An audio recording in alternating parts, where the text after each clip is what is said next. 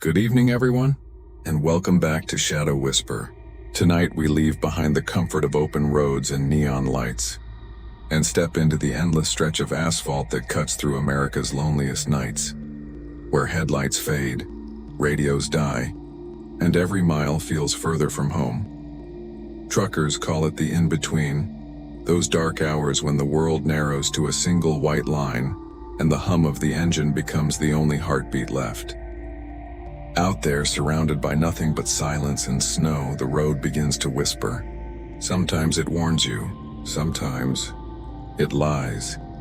The stories you're about to hear come from the long-haul drivers who live inside that darkness. Men and women who have seen things the map refuses to show.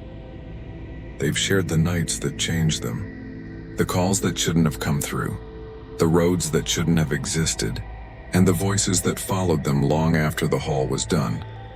Tonight, we'll journey through 7 true encounters, each one a reminder that not everything on the highway is human. 7 stories born from diesel, distance, and fear. Proof that when the night gets deep enough, even machines begin to dream. So settle in, dim the lights, because once these engines start, you'll want to keep yours running too. If you crave true pulse-chilling horror told exactly as it was lived, make sure to subscribe to Shadow Whisper and ring that notification bell, so you're the first to know when the dark comes calling again. I've driven freight for 17 years. I don't scare easy, but I do trust my gut. Every trucker learns that feeling, the one that tells you something's off before you can explain it. The road talks to you if you listen long enough. It was late summer, about 2 a.m., somewhere west of Salina, Kansas. The sky was clear, air warm enough to keep the window cracked. I had a half load of packaged foods heading to Denver. Tight schedule, but nothing special. The CB was quiet.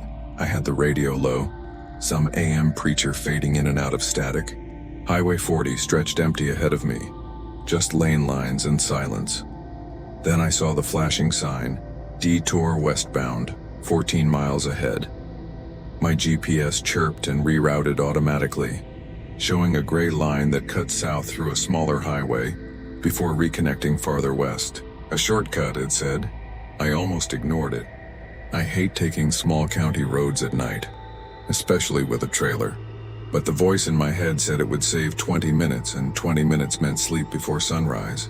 So I followed the map. The detour exit came up marked County Road 63, westbound alt. Looked clean. Fresh pavement. I turned off and felt the change instantly. The hum under the tires was different, higher, almost too smooth. The lines were bright white, freshly painted. The kind of road money shouldn't have touched out here. After 10 minutes, I saw lights ahead. A small town sat tucked between fields. A row of buildings, a gas station, a diner, even a post office. A green sign at the edge read, "Welcome to Drail, KS, ST 1889. I frowned. Never heard of it. I drive this route twice a week and there's no Drail, Kansas. My GPS didn't say the town name either, just unnamed road. I slowed. The gas station was open. Bright white floodlights. No price on the diesel sign though. Just the words "open all night" in red letters. The pumps looked old, but the concrete was spotless. I figured maybe this was one of those small rebranded towns Google never updates. I pulled in, parked the rig near the edge, and climbed out. The air smelled faintly sweet, like burnt sugar. Inside the station, a man stood behind the counter wearing a tan shirt with no logo, name tag blank. "Evening," he said. His voice was low, soft, polite in an old-fashioned way. "Evening," I said. "Diesel still open?" He nodded. "Always. I paid cash." The register numbers didn't beep when they moved. The total came to exactly 40 hour flat. Even though I only pumped maybe 35 worth, I didn't argue. When I stepped outside again, the night was quieter. The insects had stopped. The air was heavy and still. The only sound came from my pump, ticking the last few drops. As I climbed into the cab, I noticed something strange in the reflection of the station windows. My truck was there, but behind it, faint, almost transparent, was another truck. Same model, Same company logo, parked exactly in the same position like a shadow one frame behind reality. I blinked, looked again, and it was gone. I started the engine and rolled back onto the main street. The town stretched for maybe half a mile. A few houses, a diner, a church with its bell tower light on. Every building looked clean and perfect, no signs of age or dirt, but not one person, no cars, no motion, no dogs, nothing. Halfway through town, my CB crackled alive with a burst of static. Then a voice, low, steady. "Westbound freight, you're running late." I froze. "Who is this?" "Keep moving," the voice said. "Don't stop in Drail." I picked up the mic. "You got eyes on me?" "You work for dispatch?" Silence. Then, "No one works here." The radio clicked dead. I stared at the CB, heart thudding. Then I looked back to the road. The town stretched ahead longer than it should have. Same diner sign, same church, same gas station sign ahead like I'd looped around. "Mile marker 74, I said into my memo recorder, forcing calm. Repeating scenery, unknown cause. As I passed the diner again, I saw movement. A figure sitting in one of the window booths. A man in a cap staring straight ahead. I slowed, trying to see him better. He raised his hand and waved once. I didn't wave back. The CB hissed again. "Keep your eyes forward, driver." I pressed the pedal. The diner blurred past. The buildings melted back into darkness. The road narrowed and the mile marker ahead read 73. I'd moved one number down, but I'd passed the same place twice. Something whispered from the speaker, too soft to catch. Maybe my name. I kept driving west. Behind me in the mirror, the lights of Drail flickered once, then all at once went black. And where the town had been, there was only open field. For the next 15 miles, I didn't breathe right. The GPS kept showing that gray line through the fields, still calling it unnamed road. I watched the distance to destination count down normally. No loops, no glitches. The miles passed. But my gut said I hadn't left that town at all. The sky looked wrong. No stars now, just a blank low gray like cloud cover without movement. I slowed to 55 and grabbed my thermos, hands shaking. "Okay," I said aloud. "It's a real place. It's gotta be. I'll check the map later." The CB clicked softly. "You won't find it," the same voice said. I almost threw the mic.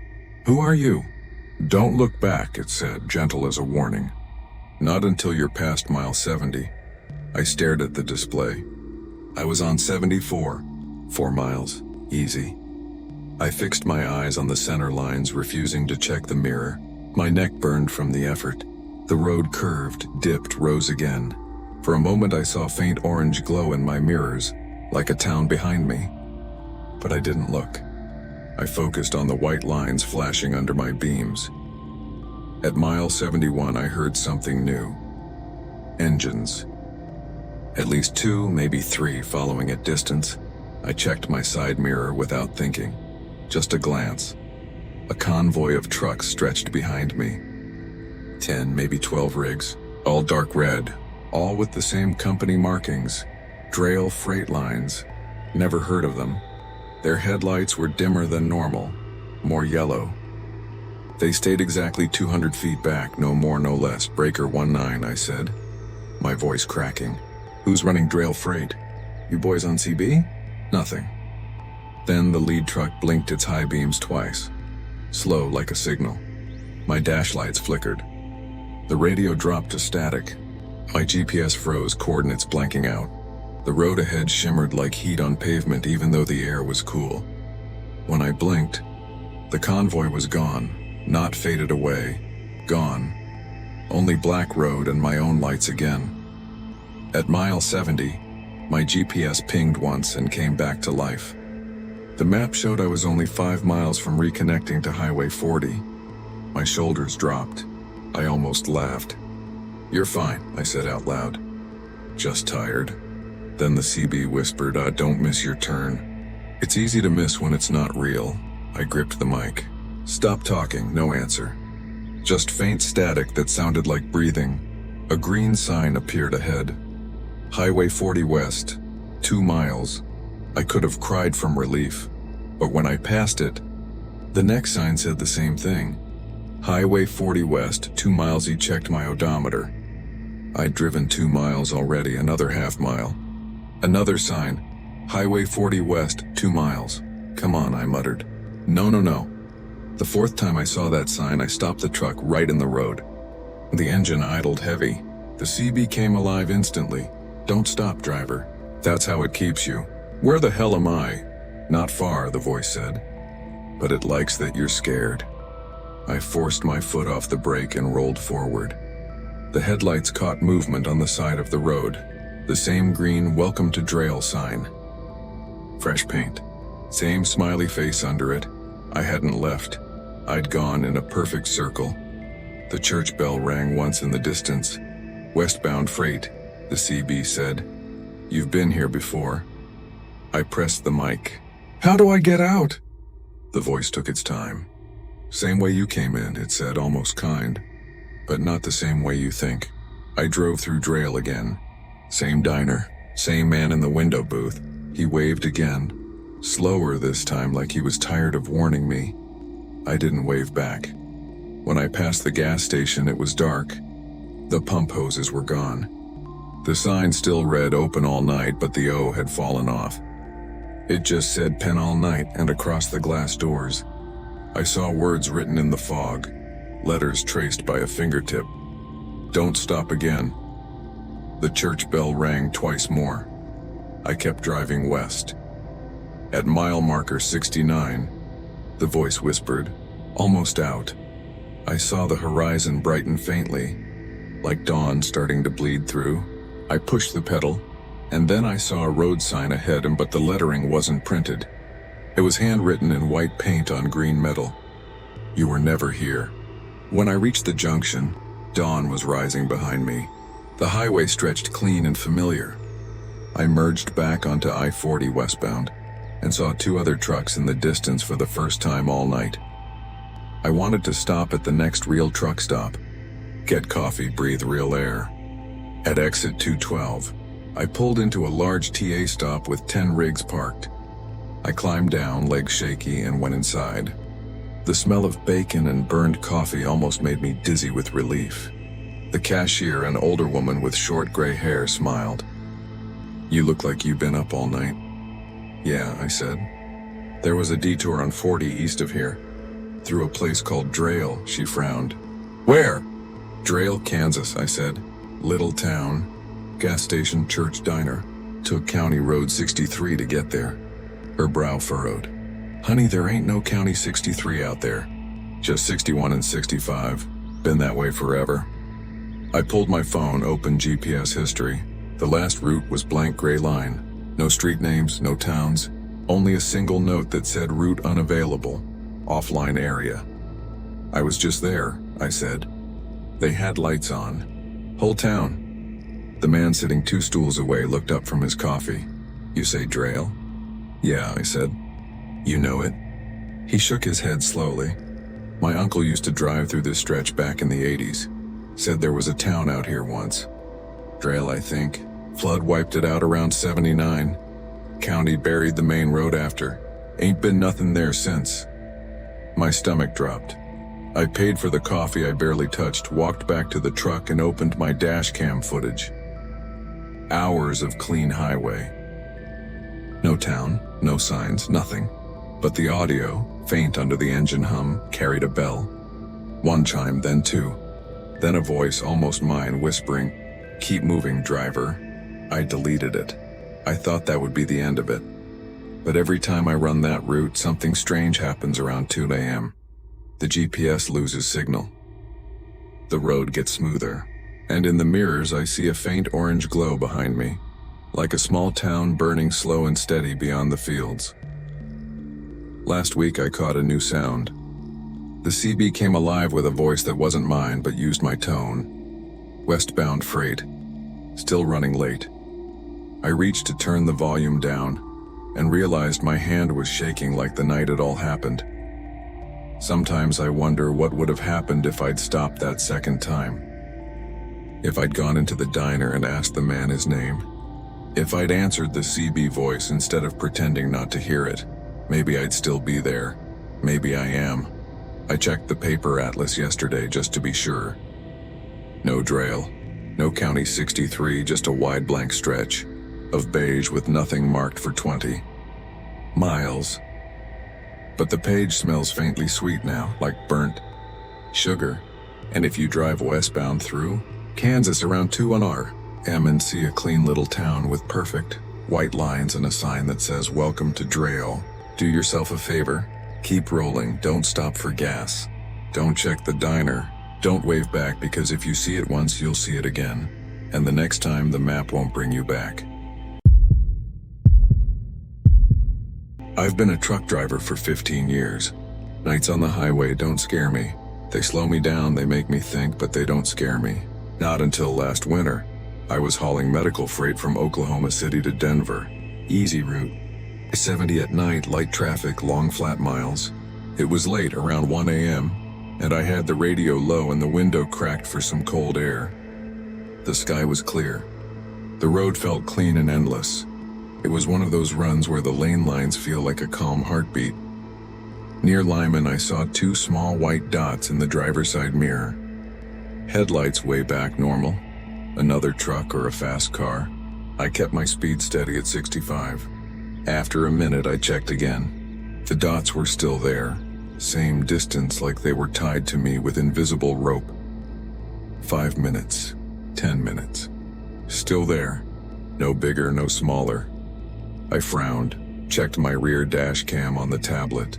The screen showed empty highway. No headlights at all, just my taillights glowing red on black pavement and the shimmer of distant road signs. I told myself the mirror angle was off. I adjusted it. The dots were still there, then more lights joined them. 4 sets, then 6. Each pair lined up perfectly in my lane. Perfect spacing. No weaving. No sudden moves. Like a training drill. Like a convoy. I reached for the CB. It was quiet. I clicked the mic anyway. Breaker 19, anyone eastbound seeing traffic behind me near Lyman? Static washed the cab. Then a man's voice came in low and calm, like he was sitting 2 seats away from me. Hold steady. You're good. We're right behind. I didn't press the mic. Who's we? I asked the empty cab, and it felt dumb to say it out loud. The lights in the mirror didn't change. No high beams, no pass. Just the same slow, even follow, like they were copying my breathing. I checked the dash cam again. Still nothing. My tablet fed me darkness and a blinking mileage counter. I watched the live feed for a full minute. Nothing. Then I looked at the mirror. A dozen sets of headlights now. Same distance, same pace. My mouth went dry. Dispatch, this is 9204, I said over the phone through the truck's Bluetooth, seeing strange reflections behind me. Can you check dot cameras east of Lyman, westbound and eastbound? Copy 9204, the night dispatcher said. She sounded half awake. Hold a moment. While she checked, I took the next exit. I wanted to see the highway from the side. If there was a convoy, I'd see them go by. I signaled, slowed, and rolled down the ramp onto the service road. The tires hummed and the trailer leaned as if listening. I pulled onto the shoulder and let the truck idle. The highway stretched past like a silver ribbon under the moon. No trucks, no cars, no sound. 9204, dispatch came back. Dot cams show clear lanes. 1 unit registered out there. That's you. I'm looking at 12 pairs of headlights, I said. They've been behind me for 20 minutes. Cameras don't see anything, she said. Then the line clicked and went quiet, like someone put a hand on the speaker and held it there. I hung up and stepped down from the cab. The cold bit my face and burned my nose. I listened. For a few seconds, there was only my engine and wind touching the grass. Then I heard it, low and far like a storm on the other side of a hill. Diesel engines. Many of them. A stacked hum, the kind you feel in your ribs. But there was nothing on the road. A thin ground fog slid across the asphalt, crawling like spilled milk. I aimed my flashlight at it. For a heartbeat, the beam cut through and I saw shapes inside the fog. Long rectangles, round tanks, the flat faces of cabs. They moved as one, quiet as a picture. My breath caught. The beam shook in my hand and the shapes faded. The fog went flat again. The CB crackled like someone rubbing a balloon. Convoy formed, the same calm voice said.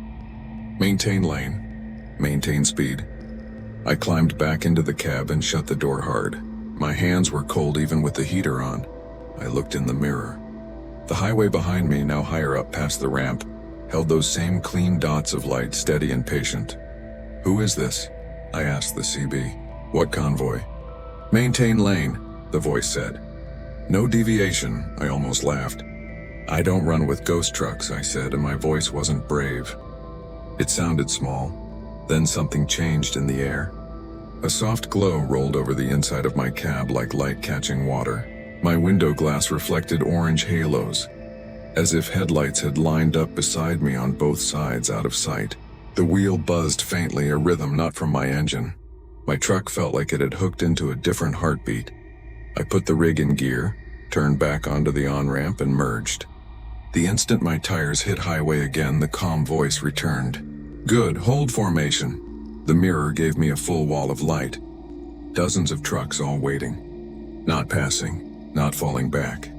Just there. Not on camera, not on radar, only in glass and in my bones. I told myself I'd take the next rest area, park under the bright lights, and let this pass. My hands tightened on the wheel. My mouth tasted like pennies. The sign for the rest area came up. 2 miles. The CB whispered, almost kind this time, do not leave the lane. I swallowed and drove on. The light sat behind me like a silent promise. I passed the first rest area. It glowed with big white lamps and empty spaces. I wanted to pull in so badly my hands twitched toward the turn signal. I didn't. I kept the truck straight and steady. My speed held. Maintain 65, the voice on the CB said like it had read my dash. Keep gaps constant. I'm not with you, I said. I didn't sign up for anything. We know, the voice said. Keep gaps constant. I watched the mile markers slide by. The mirrors stayed the same. The dash cam stayed blank. The fog ebbed and came back in thin ribbons, then broke apart and ran. Another voice joined the first, higher, younger, almost cheerful. Lead unit status. Lead, I asked. Who's lead? You are, the first voice said. I had a laugh get stuck sideways in my throat. I'm alone, I said. There's nobody back there. Correct, the voice said. Maintain, I took a breath. Where are you taking me? Through, the voice said. Through what? Through, it repeated like that settled everything. The road felt smooth and wrong at the same time, like someone ironed it with the heat turned up too high. I tested the lane, dipping a half-foot left and right within my stripe. When I did, the glow in the cab shifted a hair behind me like all those trucks were shadowing my tiny move. Do not deviate, the voice said again. It wasn't angry. It sounded tired, like a dad repeating a rule to a kid he knew would touch the stove anyway. I made up my mind. The next exit I saw, I would take it. I didn't care what they said. I would get off this highway, park by a gas station door, and sit under the buzzing lights until the sun burned every bit of fog off the land. The next exit was a small town with a name that looked misspelled on the sign. I clicked my signal. The mirrors filled with light like daytime. Then something new, a soft, steady horn. 1 beat, then 2, out of sync with my signal, like a warning. Do not leave the lane, the voice said, and this time it had a weight in it. Not a threat. A grief. My hands shook on the wheel. I missed the exit on purpose. It slid past, a black mouth, and the rumble strip hummed for 1 second under my right tires. I eased back into center. My chest hurt from holding my breath. Good, the voice said, like I had picked the right card in a bad game. I stared straight ahead for so long my eyes watered. I wanted coffee. I wanted a human face. I wanted to know this had an end. The mirror waited for me to look. I didn't. Mile after mile. About 40 minutes later, a long grade lifted us toward the dark line of the front range. The night thinned a little. A few stars came through, cold and small. I swallowed and finally sneaked a look into the passenger mirror. I don't know why I chose that one. Maybe I thought I could trick the fear by switching sides. I saw a cab sliding even with me in the slow lane. Same color as mine, same company number stenciled on the door, same dent by the step. I leaned forward trying to catch the driver's face through the dark glass. He leaned too. It was my face.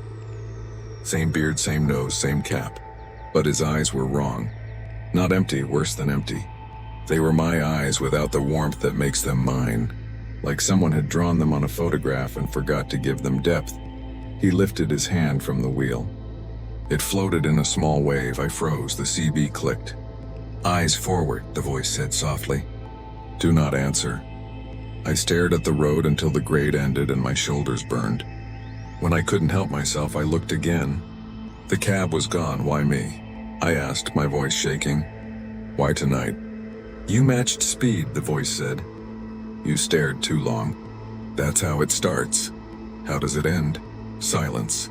Just the hum of the truck and the soft suggestion of other engines that didn't exist. I tried something else. I turned the CB off, click, quiet. Then it clicked back on by itself and spoke in my own voice. Recorded and stretched out, like the road had swallowed a sentence I'd said earlier and was letting me hear it again. "I'm not with you," my voice said through the speaker, slow and far away. "The end is forward," the calm voice said, returning as if never gone. "It is always forward." At 2:44 a.m. the fog thickened. The glow painted the inside of my cab the color of old honey. I felt the vibration deepen, the rhythm change, like the convoy behind me had climbed onto a steel bridge even though no bridge was there. The wheel pulled very slightly left, just a nudge like a hand on a shoulder. "Maintain," the voice said. "I need a face," I said. It surprised me, but it was true. "I need a face that isn't mine." There was a long pause. Then, truck stop, 8 miles. Exit 299, lights on. "Do not park. Do not stop. Drive through once." "Why?" "To see us how the cameras see us," the voice said. It helps, I didn't trust it. But I wanted something to break this pattern. 8 miles later I saw the tall sign. The rows of lamps, the convenience store glow. I took the off-ramp. The mirrors went bright, then dim, then bright again like a heartbeat. I rolled through the lot at 5 miles an hour. Truckers stood outside in thick coats, cups in their hands. They watched me pass. None of them raised a hand. None of them smiled. One stepped backward like he'd felt a breeze. I checked the store windows. TVs behind the counter showed the parking lot camera feeds in a 4-square. In every box, my truck moved alone. But when I looked in the glass of the storefront, a wide black mirror of night, I saw a line of rigs moving with me like a school of fish. Their shapes perfect, their lights soft and wrong. The glass skated them across its surface, and my breath left me for a few seconds. I left the lot without stopping. I could not make myself cut the engine and sit. I merged back onto the highway.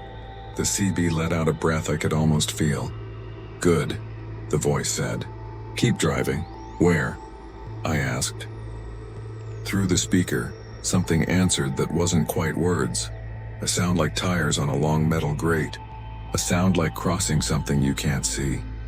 The sun was 4 hours away. I don't remember the last hour of the drive. That's the worst part to admit. The memories smear together like lights on wet glass. I remember the grade into the city, a faint gray seam in the east, the black shapes of warehouses. Then I remember sitting on the shoulder, 40 miles, outside Denver with the engine off and both hands locked on the wheel. Like I had been holding on to something in a storm. The clock said 6:42 a.m. My logbook told me I'd driven straight through, no stops. My dash cam showed 6 hours of clean highway. No headlights behind me, no fog, no trucks. Just lane lines and occasional signs and my taillights breathing red. But the audio track was different. If you turn it way up, you can hear it. Layered engine hums, a hiss of air brakes, a lonely horn somewhere far back. Like the sound of 100 rigs rolling in a tunnel you can't see. At the delivery yard, the receiving clerk looked tired and friendly. She checked my paperwork and then looked over my shoulder at the gate. "You came in with the others, right?" she asked. "What others?" She blinked. "The other trucks. You all pulled in together about 6 a.m. It looked like a convoy. I thought it was a special operation." "I came in alone," I said. I was careful with my words. I was trying to sound normal, like I hadn't just driven through something thin and dangerous. She tilted her head, then shrugged like maybe she was still waking up. Must have been a reflection. Anyway, door 5, I backed into door 5. My hands shook on the wheel and I had to reset twice. When the green light finally came on and the trailer settled, I sat there and stared at the white dock wall until my heart slowed down. Before I left, I checked my mirrors. Nothing there but a yardman waving half-heartedly. I pulled forward, closed the doors, strapped the latches. When I climbed back in, I took a grease pencil and wrote 3 words at the very top of the windshield where only I could see them. No looking back. On the return trip, daylight made everything soft. Traffic grew. The world put its weight back on the road. For a while I felt okay. That night, headed east on a different run, the feeling came back. It always starts the same. 1 a.m., empty highway, a slow rhythm under the tires that doesn't match my engine. Then the lights appear in the mirrors far back, too steady. If I stare longer than a breath, more join. If I answer the CB, the calm voice returns. If I signal for an exit, the soft horn warns me like a hand pulling away a kid from a cliff. I learned a rule the next week. I didn't mean to. I was tired and angry and wanted to prove I still had control. Somewhere in Kansas, I let my eyes sit on the mirror too long. The lights multiplied fast, 2, 4, 8, a line so clean it made my stomach twist. Without thinking, I lifted my hand off the wheel and gave a little wave. Just 2 fingers, the way truckers do. Habit. The CB cut in with a tone I had never heard from it before. The calm voice wasn't calm anymore. It wasn't shouting either. It sounded hurt. "Do not answer," it said, like I had said I was leaving forever. The glow slid up beside my cab. A rig matched me perfectly a few feet out of sight. I didn't look, but I could feel it. The lane felt narrower, the air thicker. The wheel hummed with a new rhythm like we had joined rails. My phone buzzed in the cup holder. An unknown number. I let it go to voicemail. When I checked later, the message was 22 seconds of slow road noise and, at the end, my own voice whispering, "Copy that," even though I hadn't said it. That scared me more than anything else. So I made a plan. 3 steps. I follow them every time the pull starts. Step 1. I cover both mirrors with my jacket and a shop towel. No looking back. Not even a little. Not even when it's safe. I use the hood mirrors only to keep the lane, and I do it quick. Step 2. I turn off the CB. If it turns itself back on, and sometimes it does, I don't answer. If it speaks in my voice, I turn the volume to 0. I don't give the road any words to take. Step 3. I change my speed by small, ugly amounts. 65 to 61. Then 63. Then 68. I keep it human and imperfect. The glow hates that. It wants rhythm. It wants a drum beat it can lay its own sound on. If I break the beat, the pressure fades. Not right away, slowly, like a hand lifting off my shoulder. When I do those 3 steps, the lights fall back. They don't disappear. They hang there like a decision I haven't made yet. But they stop multiplying. The glow thins. The wheel goes back to my truck's heartbeat, not theirs. Sometimes, even with the mirrors covered, I feel a rig slide up beside me. I can tell when it's the one that looks like me. The air changes in a particular way and the small hairs on my arms rise. When that happens, I say out loud, eyes forward. I don't know if I'm talking to myself or to the road. It works either way. Last night, the CB spoke once through a dead speaker. I swear it did, even with the knob turned all the way down. The voice was soft and right behind my ear. "Convoy assembled," it said. Waiting on one more, I didn't wave. I didn't answer. I kept the speed ugly and the mirrors blind. A few miles later, the road widened and a lonely car passed me fast. A blue sedan with a kid in the back staring at a screen. The normal world slid back into place. I could breathe. If you drive nights and you see lights in the mirror that don't change, don't test them. Don't stare. Don't try to prove it's nothing. That's how it starts. If a calm voice tells you to hold formation, don't give it your words. The road will take them and play them back to you later, and you won't like the way you sound. Here is the rule I learned too late and now follow like religion. Do not join. Do not answer. Do not look back. Because there's a convoy out there that moves without cameras and parks without lots, and once you match their speed long enough, they make space for you in the line. And if you wave, they think you've already said yes. Every time he loses radio signal, he hears his own voice playing from the speakers, asking for help. I've been driving trucks for almost 15 years. Long roads, long nights, and longer silences. You start to trust those silences after a while. They mean everything's normal. No traffic, no chatter, no trouble. But there's a kind of silence that isn't empty. The kind that listens back. That's what I found on Route 90 between Marfa and El Paso, Texas. A stretch of road so flat you can see the earth curve away from you. Most nights it's beautiful, quiet, honest, but not that night. It was 1:37 a.m. I had a light medical load in a refrigerated trailer. Easy run, clear skies, dry road. The CB radio hummed softly, white noise filling the cab like a heartbeat. I kept it low and steady, a comfort more than anything. I've always had a thing about sound.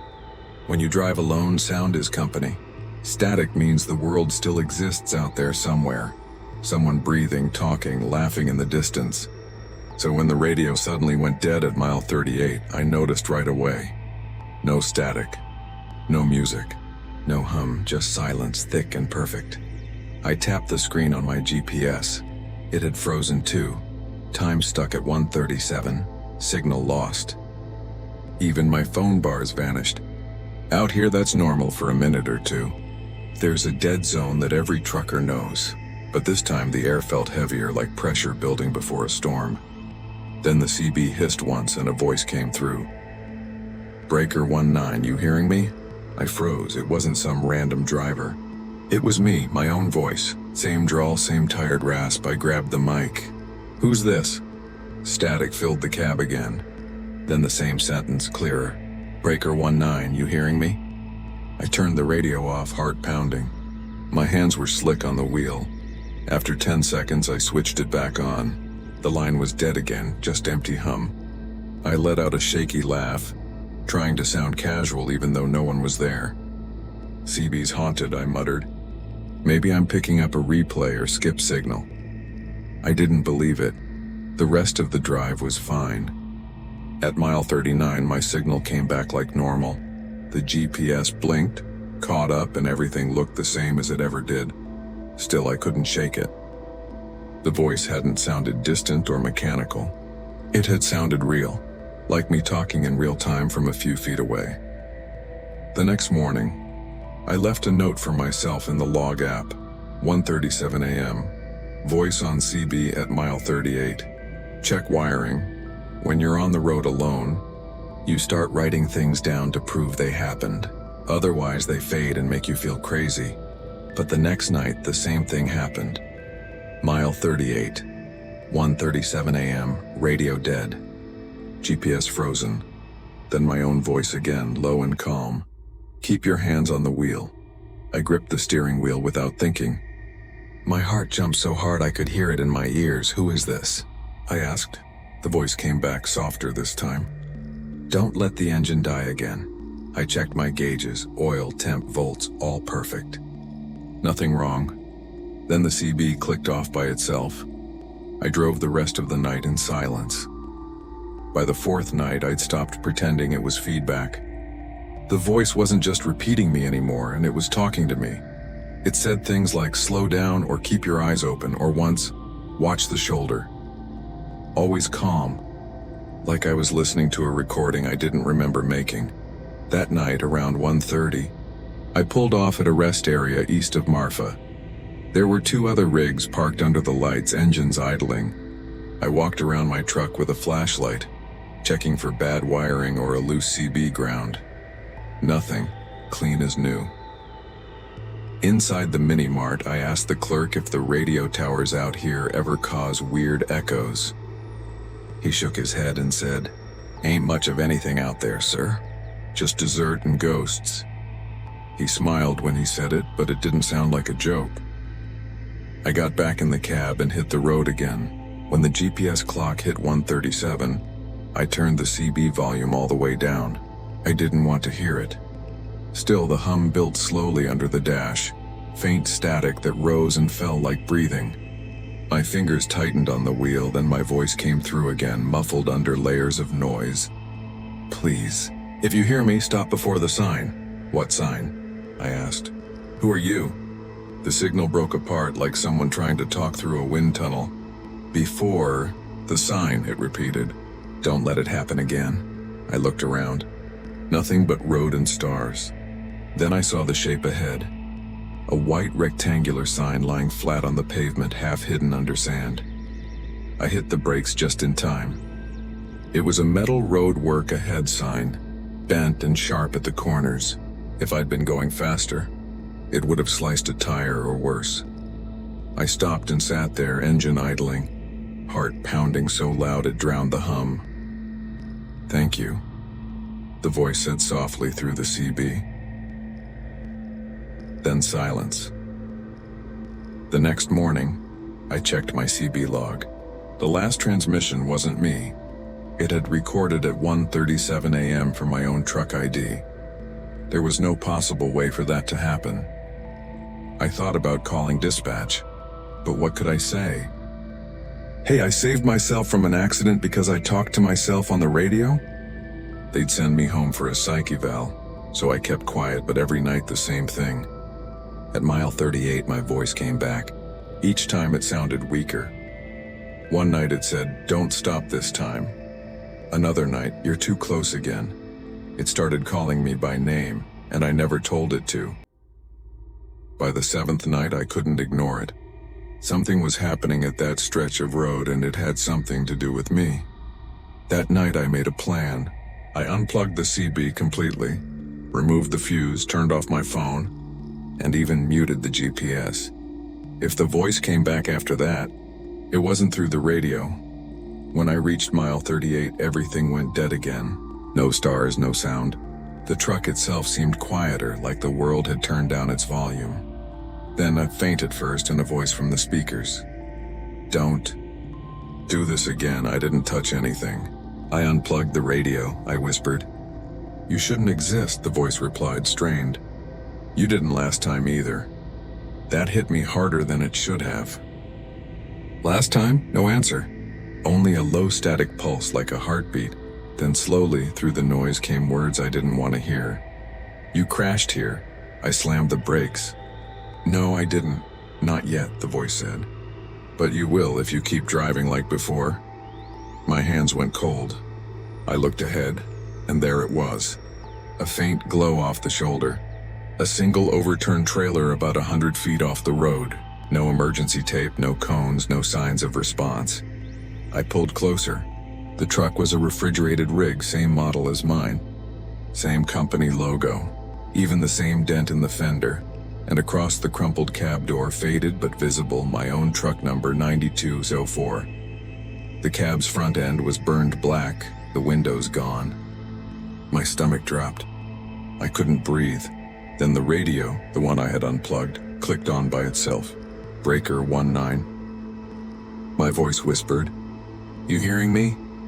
I pressed the mic, even though I knew it was pointless. "I hear you." Silence for a few seconds. Then, "Good. Keep your eyes open this time." I looked up just in time to see a coyote dart across the road, dragging something metal that flashed in my headlights. I swerved and missed it by inches. My tires screamed but caught the lane again. The truck rattled, then steadied. The glow behind me faded away. I pulled over a mile later, breathing hard. When I turned around, the wreck was gone. Nothing but desert and long black road. The next morning, I checked every official crash report for that area. Nothing in the last 6 months. No overturned rigs, no fires, no deaths. Still, when I drove past mile 38 the next night, my GPS flickered, just for a second. And the CB whispered almost gently, "You did good this time." That was 2 months ago. Now every time I hit mile 38, I lose signal for exactly 1 minute. Sometimes it's silent. Sometimes I hear faint static breathing through the dash. But twice now, I've heard something else, not my voice, someone else's. Another driver, same stretch, same time. And last night, I finally understood what the voice meant by "you." When I passed mile 38, the CB came alive on its own. A man's voice said, "Breaker 19, you hearing me?" I picked up the mic, heart racing. "Yeah, I hear you." "Who's this?" Static filled the cab. Then faintly I heard my own words from that first night looping through the line. "Breaker 19, you hearing me?" The voice on the other end spoke again, confused, scared. Exactly how I had sounded back then. And I realized something that made my hands go cold. I wasn't hearing the past anymore. I was the one speaking from it. Told me the facility had been shut down for months, but the gate knew the code before I finished punching it. The chain link peeled back on an electric sigh, and the sodium lights over the yard flickered on one by one like they were waking from a coma. No guard shack, no cigarette butts, no boot tracks in the powdery dust that turns to paste after rain. Just a long row of white trailers and a main building that looked like a peeled onion. Layers of insulation showing where someone had ripped equipment out in a hurry. The pickup text said, "Dock 7. Seal applied. Do not open. Bring warm gloves." It was 91 outside. Blacktop breathing heat like an animal. Warm gloves felt like a joke until I backed the rig to Dock 7 and opened my door. The air had weight here. A pressure change that woke something old in my ears, and the sweat on my neck cooled so fast it made me dizzy. I stepped down and smelled bleach and pennies. A hotel-clean kind of sterile threaded with the faint sweetness of fruit long gone. The dock plate was down already. The red dock light glowed with the steady patience of a heart monitor. I set the chocks. Habit. I checked the trailer's seal number before taking the job sheet photo. Habit. The metal tag was a clean, fresh silver stamped with a 6-digit sequence that wouldn't stay put in my head. Every time I blinked, I remembered it in a different order. I wiped my eyes and told myself to stop being poetic about numbers. The refrigeration unit on the nose of the trailer was dark, no diagnostic glow, no pulse. The sheet said it wouldn't be needed. The sheet said the load would keep itself cold. I laughed once to hear what my voice sounded like in this place, and the laugh froze in my mouth. I broke the seal. The doors stuck the way freezer doors stick. That little defiant tug as warm meets cold and argues about who owns the hinge. I pulled. The handle bit my palms through the gloves, and the first breath out of the trailer hit me like winter. It was clean cold, metallic and blue. The kind of cold that organizes your thoughts for you. I braced for the usual fog to pour out, the dramatic movie cloud. Nothing. The air was too dry for theater. I flicked on my flashlight and climbed in. Empty. Steel ribs, diamond plate floor, a faint frost lacing the corners where decks meet walls. No shrink-wrapped pallets, no crates, no tie-downs waiting to be tugged. Just space and a cold that lived here like rent was paid. I stood still until I could hear the truck tick, the sound of heat leaving metal. The light caught something on the floor 12 feet in, a smear dark as oil. I crouched, not oil. A crescent of ice, thin as onion skin, clinging to the steel like it had grown there. I pressed a glove to it without thinking and felt the burn through leather, a small, sharp kiss that made me flinch. I backed out, shut the doors, and the world warmed by a degree that felt like mercy. The seal kit in the dock box had a fresh tag. I looped it through the hasp, snapped it shut, took the second photo. My phone screen lagged a beat behind my thumb. A little digital stutter like a heart missing a step. I sent dispatch a quick text, loaded, rolling in 5. The message bubble hung there, gray dots tethered to nothing. Then the screen blinked and showed sent. No read receipt. The number was one of those that never had a name attached, always new, always with a cheerful robotic sign-off. I didn't need their voice. I needed Miles. Back in the cab, the temperature readout for the sleeper dipped 2 degrees before I started the engine. I told myself the trailer was bleeding cold into the frame. I told myself the heaters would outrun it. I told myself a lot of things and shifted into first. By the gate, the lights didn't turn off. The chain link closed with a hush like snow falling under street lamps that don't exist here. I checked the mirrors as I hit the road, a last look at Dock 7. For a split second, the red dock light looked like an eye, and I convinced myself it had blinked. Mile 10. I cracked the window to thaw a headache and closed it again when the air that came in tasted like freezer burn on old bread. Mile 20, the heater pushed hard and made no difference. My fingertips dulled, then went bright with pins, then numbed again. I rubbed them one by one against the wheel until feeling returned in little electric bites.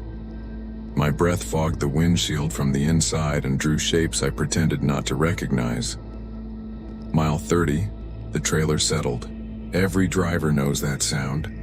A load finding its posture, straps tightening with a tired shrug. Except there were no straps. The sound came anyway.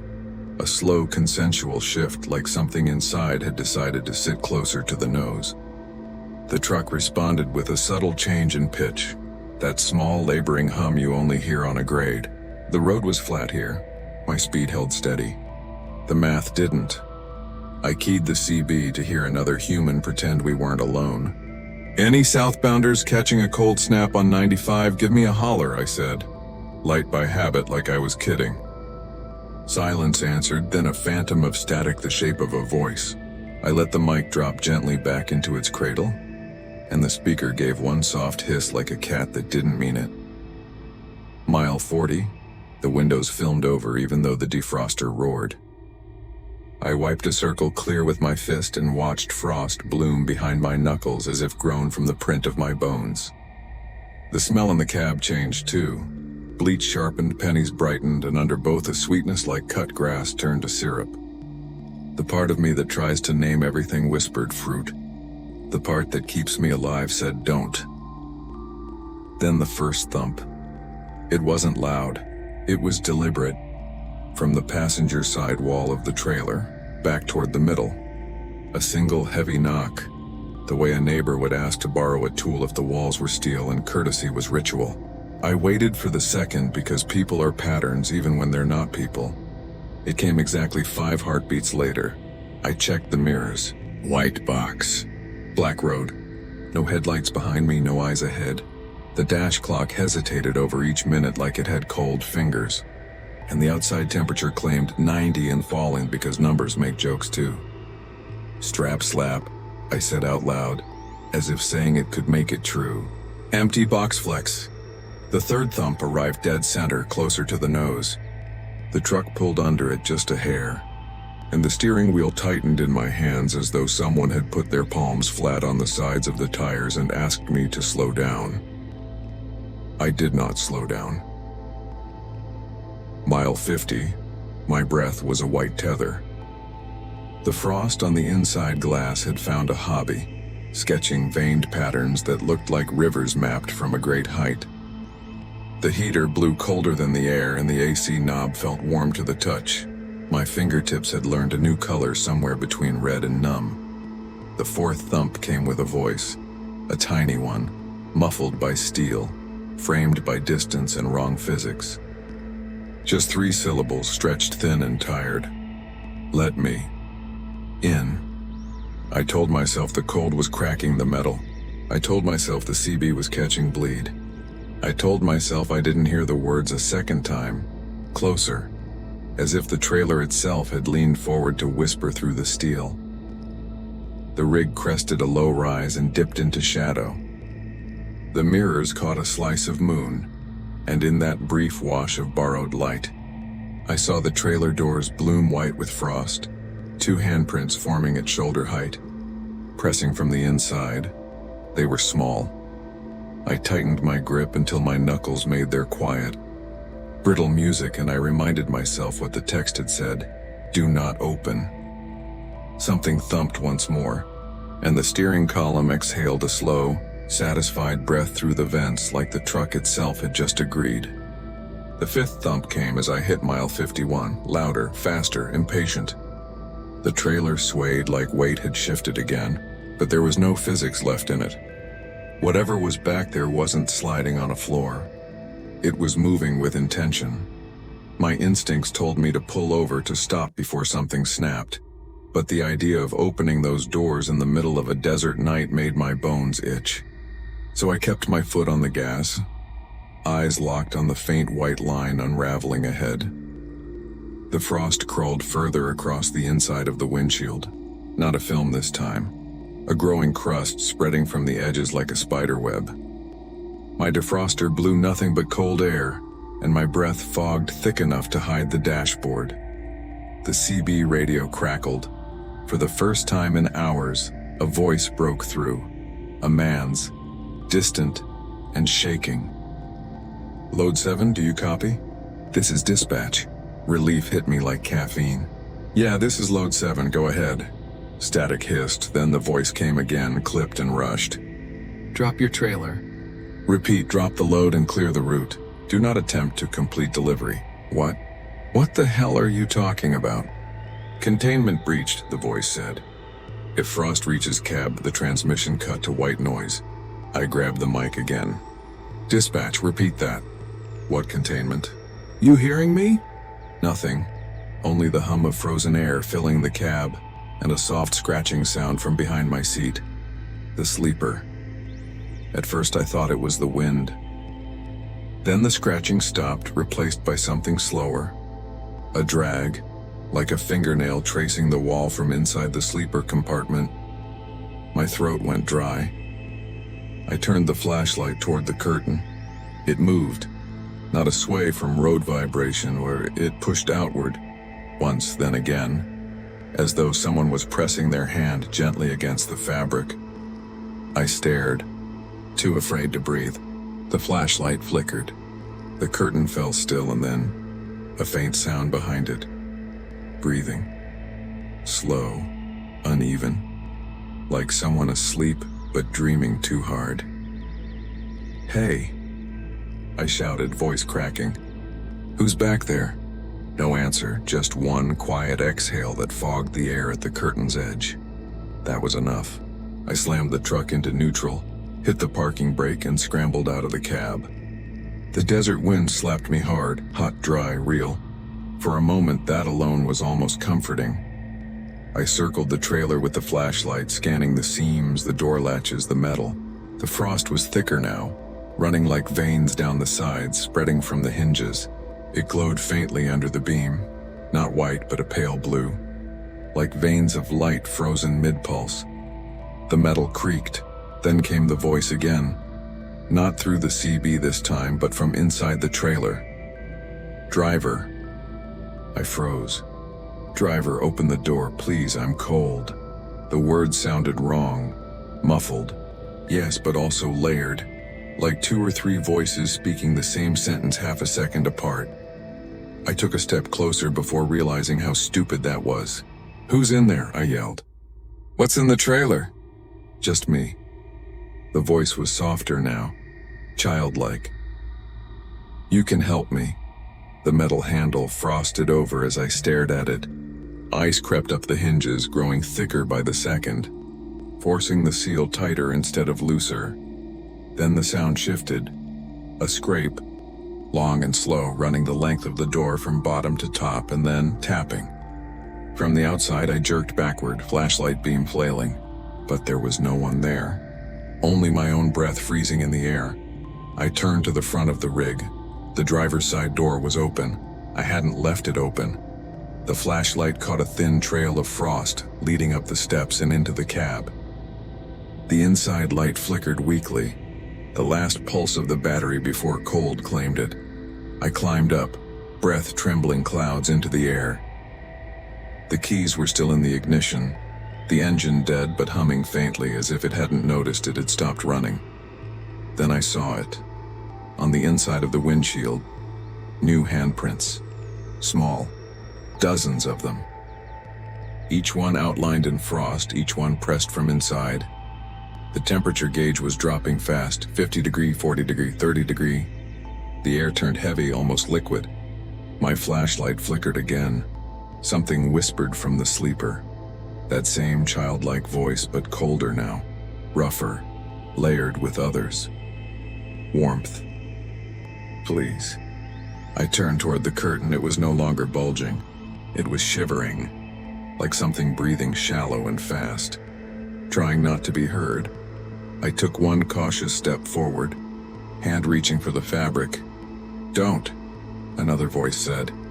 This one older, from nowhere and everywhere at once. It was the dispatcher's voice.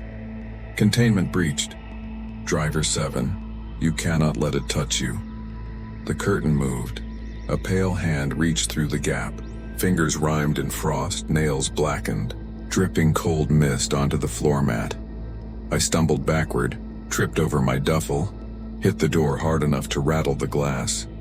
The curtain tore open. For a heartbeat, I saw it, a shape of frost and light, small but dense, like a child carved from ice, features blurred, eyes hollow and endlessly deep. It crawled forward, dragging a trail of frost behind it. Every breath it took frosted the air solid. "Please," it whispered, voice cracking in layers. "Just a little warmth." The air in the cab crystallized. My breath froze before it left my lips. I could feel the cold thinking searching for a way inside me. I hit the door release, dropped to the dirt and ran behind me. The cab filled with light, not bright, not fiery, but pale and still, like the glow of the moon through glass. When I turned back, the truck was silent again. The frost on the windshield had vanished. The handprints were gone. I climbed back in only after sunrise. The interior was warm. The heater hummed normally. The curtain hung still. Everything looked exactly as it should, except for the rear-view mirror. It was cracked straight down the middle, and on the inside surface of the glass, a single word had formed, written perfectly in frost. "Stay." The cones started 10 miles before the first sign admitted anything was wrong. They were a sickly kind of orange, bleached by too many summers, each one planted at perfect intervals like teeth in a plastic jaw. The road narrowed by suggestion more than by law. Shoulder creeping inward, lane lines smudged by heat and old tires. I'd seen this stretch 100 times and never once saw a crew. Just the hum of portable beacons, just the banners snapping in a wind that forgot to touch the trees. I was rolling west with a light backhaul, the rig easy under my hands, coffee gone metallic in the thermos. Midnight had folded the world down to just the part my headlights allowed. The CB was quiet, a few yawns pressed into static, a trucker from Amarillo singing half a verse of something low and sad, then cutting off mid-word like he'd driven into a tunnel that didn't exist. The night smelled like brittle weeds and warm coolant. My left knee ached where the seat foam had given up. Then I saw her. She stood dead center in my lane, 20 cones past the first blinking arrow board, under a single amber strobe that pulsed slow as a sleepy heart. Reflective vest crisp, shoulder stripes unscuffed. Hard hat scuffed exactly once like a movie prop. Clipboard tucked in at the elbow. Safety glasses pushed up into the brim. Everything perfect and ordinary except for one thing. She didn't cast a shadow. The strobe flared, the vest threw light back at the night, and the asphalt at her feet stayed the same flat dark. Her arm lifted with that professional slow arc you trust even when you don't want to. Palm out, easy, the human brake pedal. I eased down, engine muttering. The truck idled 10 feet from her boots. The cones behind her ran straighter than any line a tired human could lay. I powered the window down. The air that came in was colder than the dash said it should be. Clean in the way new vinyl is clean. The smell of tar somewhere that wasn't here. Up close I could see her face wasn't lit from the strobe at all. The vest seemed to glow on its own and threw a gentle wash up her cheekbones like a candle at a wake. She smiled. It looked rehearsed. "Evening, driver," she said. Her voice didn't push through air. It just arrived, the way a memory does when a smell finds it. I swallowed and nodded at the empty shoulder. "You folks finally fixing this or just practicing?" Her smile stayed where it was. "Inspection." The word sat between us like a coin on a table. I glanced at the clipboard expecting forms, a badge, a logo. The paper was blank. The pen clipped at the top had no ink window. My scalp prickled in that precise way headlights make when you pass under a dead overpass. "You'll want my logs," I said, because that was the script and I wanted a script to exist. "I've seen them," she said. The hair on my arms lifted. I fought the urge to glance back at the sleeper where I kept the battered book, the torn corners, the coffee ring from some winter in Nebraska. I didn't move. I watched her watch me. Her eyes were the wrong kind of steady. There's a steadiness that belongs to tired people trying to be polite. This was the steadiness of a thing that has all the time in the world and only one appointment. "You've been circling," she said gently, like breaking bad news to a child. 5.1 miles. Since 2317, I checked the dash clock. 003. I checked the GPS out of habit. Its blue arrow spun once and then pointed nowhere, the map zooming in and out as if catching its breath. "Road straight," I said. I tried to laugh. The sound came out as a cough with no phlegm in it. "I don't circle unless I'm lost and I know this stretch by smell." "You know the old stretch," she corrected. "This is the new." She cocked her head in a way that made her hard hat not move with it. "Please stay in your lane." I followed her gaze down to the paint. The white line to my right had thickened in a way paint can't. A raised seam like scar tissue. It ran forward into fog that wasn't fog, more like glass breathed on by a giant in the dark. I put the truck in neutral to buy my brain a second. The amber strobe pulsed. The cones behind her gleamed. In the sidewash of light, I found the detail I'd been trying not to see. There were no tire tracks around her boots. Not mine, not anyone's, a construction zone without the disease of rubber. "Where's your crew?" I asked. She considered the question as if translating it from a language she hadn't heard in a while. "Ahead," she said at last. "Or behind, depending." "Depending on what?" She didn't answer. She lifted the clipboard and made a show of scanning the blank paper. The gesture was flawless, practiced. A copy of something she had watched humans do. The vest brightened as the strobe dimmed, like it had decided to take over. I licked my lips and tasted salt that hadn't been in the air a second ago. She took a single step closer. The cones didn't shift. The light didn't change. But the cab felt smaller. "You'll proceed at 5, she said. "Hazards on.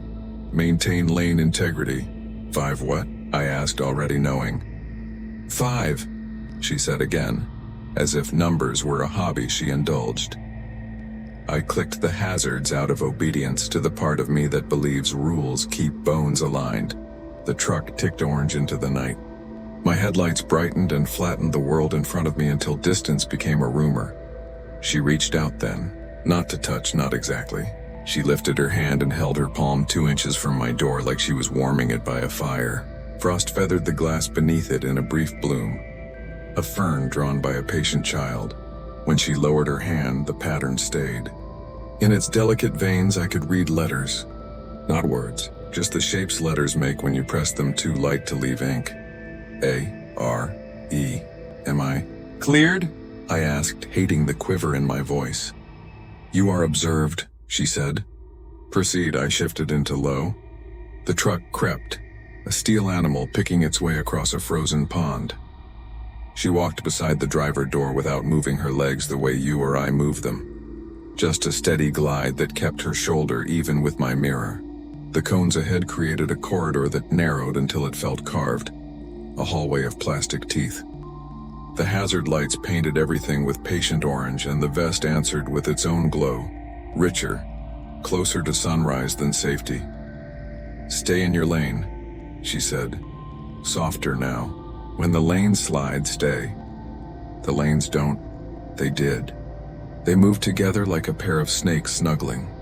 The white line to my right slipped 6 inches left and then slithered back, as if adjusting itself for a photograph.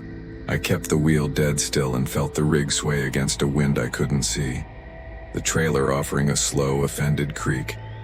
Her head turned finally toward the dark beyond the cones. I followed her gaze and saw nothing except the kind of black that eats light with a courteous appetite. My hazard tick carried on, patient as a metronome. The CB gave a shy hiss and then thought better of it. "Why me?" I asked before I could swallow the question. Her smile returned, smaller, almost kind. "You promised." I started to say I hadn't promised anything to anyone in a long time, and then the road made the sound of a zipper being pulled the wrong direction. The seam in the right line opened like a thin mouth. Cold air climbed in, carrying the smell of wet concrete and something older. The cones ahead didn't shift, but the space between them did, wider, narrower, testing the rig like a tailor with a measuring tape. "Stay," she said again, and her voice was quiet enough now that it felt like the words formed inside my teeth. I kept it straight. 5. Hazards ticking. Vest glowing. The lane slid and came back, a slow tidal breathing, and then the shoulder to my left side. I looked just long enough to see that there wasn't a shoulder anymore. There was a drop, not deep, just far enough to be final. The clipboard lifted. Her blank paper fluttered. Lines appeared on it the way frost appeared on my glass. Letters pushing up from beneath, and in the quick gleam of the strobe I read what they said. "You are entering a temporary condition." I didn't know whether to laugh or pray. "Proceed," she said. "Inspection will continue at the center line." "What happens at the center line?" Her eyes shone, not with light but with reflection of a thing I couldn't see. "You'll know it when you feel the second set of hands." The cones tightened. The lane breathed in. Ahead, the center line thickened the way a vein does when a doctor taps it. And somewhere under the cab, something knocked once against the frame, polite and eager, like it was ready to help. Part 2. The sound came again. One quick, hollow tap beneath the cab, too clean to be debris, too rhythmic to be coincidence. It echoed through the frame like knuckles on bone. I wanted to keep moving, to believe it was just the road adjusting beneath the weight, but the woman in the vest raised her clipboard. The gesture was small, but the effect was immediate. The truck jerked, engine sputtering, hazard lights freezing mid-blink. "Stop here," she said. Her voice wasn't loud. It didn't need to be. The air itself obeyed. I pressed the brake out of reflex. The rig groaned to a halt, trailer hissing, my breath clouding the windshield. The cones had closed in behind me without sound or motion. Just there now, arranged in a perfect circle that hadn't existed 5 seconds before. The beam of my headlight stretched out ahead into a fog that had texture, like breath on glass, pulsing faintly, waiting to see what I'd do. The woman walked toward the center of the lane, light from her vest bleeding orange into the mist. The reflective stripes didn't shine. They emitted like a slow burn trapped inside the fabric. She stopped exactly on the line, crouched and pressed her palm flat against the asphalt. The pavement answered. A low vibration trembled through the steering column. Slow, steady, almost like a heartbeat trying to sync with mine. Every bolt, every panel of metal hummed in sympathy. "What is this?" I whispered, though the cab felt too small for words. Her head tilted just enough that the brim of her hard hat caught the glow from my headlights. "This road records weight," she said. "Yours is heavier than we expected." I blinked. "My load's empty." Her smile didn't reach her eyes. "That isn't what I meant." The CB hissed once, a quick intake of static, and then a voice, not hers, not mine, came through. A man, dry-throated and trembling, speaking fast like he was halfway through a prayer. "She waved me down too," he said. "Thought she was real. Don't stop. Don't stop. She's not." The transmission cut to static, then died. I snatched the mic, thumb trembling on the talk button. "Who is this?" You on 19? Silence. The woman didn't move.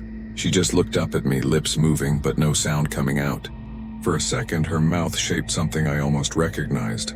A name. Mine. Then she stood, and the lane ahead of her began to change. The asphalt darkened, rippling like the surface of oil, and the white lines sank into it, dragging light down with them. A smell rolled out. Not rot this time, but hot rubber and ozone, like the air after lightning hits close. Proceed, she said again, clipboard rising in a signal that felt final. I hesitated. Every instinct screamed to back up, to gun the engine and smash through the cones, but when I looked into the side mirror, there was nothing to back into. The highway behind me was gone. No lights, no curve, just an endless shoulder of black that absorbed reflection. Stay in your lane, she repeated. When the lane slid, stay. I eased forward, foot feathering the accelerator. The rig rolled slow, reluctant. The fog ahead pulsed once and peeled away, revealing a faint white glow down the middle of the road. A second center line, fresh and wet, running perfectly parallel to the first. Then, impossibly, a third line appeared beside it, and a fourth. The paint shimmered, rearranging itself, lanes folding and unfolding like ribbon. My headlights flickered. For a breath, I saw them, shapes walking inside the fog. Dozens of them, all wearing vests like hers, all holding clipboards, all standing perfectly still. Each one turned its head the exact same way, at the exact same moment toward my cab. She stepped aside and raised her arm in a slow, sweeping motion, the universal sign to proceed. Inspection complete? I managed to ask. Her smile widened just enough to show that the edges of her mouth didn't quite connect right. In progress. The vibration under the truck deepened. The steering wheel tugged left, then right, gentle but insistent. It felt like unseen hands pushing against the tires, guiding me into a different alignment. I gripped the wheel tight. Stop that. The hands pressed harder. The rig began to drift toward the new glowing lines. She spoke again, louder now, voice splitting between the radio and open air. Maintain lane integrity. The road remembers every deviation. The CB speakers popped, crackled, and then the man's voice returned. Closer, clearer. I went through it, he said, almost crying. You think it's just paint, but it's not paint. It's... Static swallowed him whole. I slammed the mic down and looked back to the woman. But she was no longer in front of the truck. She was beside it, pacing the rig at 10 miles per hour, her feet never touching asphalt. Her face turned toward the passenger window, smile still frozen. Her vest pulsed in rhythm with my hazard lights. Blink, glow, until I couldn't tell which belonged to her and which belonged to me. I pressed the accelerator harder, 60, 70. She kept pace effortlessly, gliding, clipboard tucked tight against her chest. The fog ahead thinned into a long corridor of white light, perfectly straight, ending at what looked like a wall of mirrors. My speedometer needle jerked, jumped from 70 to 0 and back in the blink of an eye. She tapped on the window. 2 soft knocks. Patient. I turned and for the first time, saw her face clearly. It wasn't a face. It was a reflection of mine wearing her hard hat and vest. Lips stretched into a too wide grin. She mouthed a word I didn't want to understand. Merge. And then she stepped backward, arms open, falling into the fog as the road itself twisted, the 2 glowing lines converging into one. The truck tilted hard. My seatbelt locked. The mirrors shattered outward in perfect silence. For half a heartbeat, I was driving on a road made entirely of light. Suspended over nothing, the CB sputtered, whispering in her voice one last time. Lane integrity. Maintained. The fog slammed shut like a door. When I came to, the sun was rising over an ordinary 2-lane highway. My GPS blinked back to life.